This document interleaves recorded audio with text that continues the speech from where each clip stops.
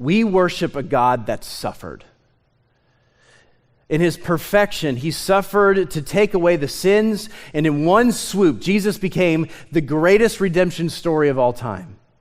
And the Jews and many other religions of our time really struggle with Jesus because he's the God who suffered. And what God suffers, the type of suffering that we do on this earth, there's supposed to be the separation. But the way that I look at it, how can you worship someone or something that didn't suffer, that isn't relatable? When Jesus started his ministry, the Spirit led him into the wilderness to experience suffering and temptation. And Jesus ended his ministry in life on this earth for suffering for the world.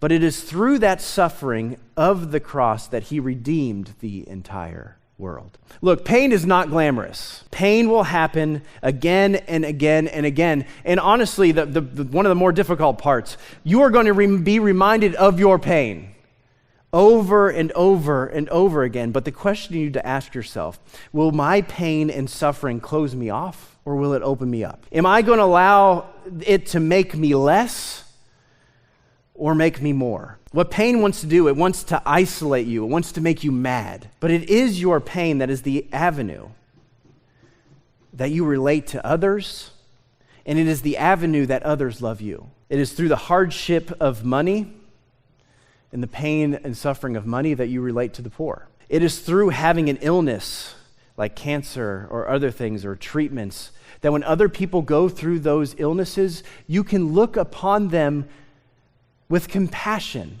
and love them. It is through infertility that I can look at other people that have gone through that, and instead of just talking, I can sit there and listen and just give them a hug and love them. I have learned more about being a Christian, and I have learned more about being a pastor in my pain than any other time. When people ask why I'm a Christian, why I believe in the church, why I wanted to be a minister, I can tell you right now, I don't tell you the joyful stories. I tell them about the scars in my life. I show them the pains that I've had in my life. I tell them about the awful things that I've experienced in my life. But I don't just stop there. I go on to tell them how Jesus redeemed every single pain.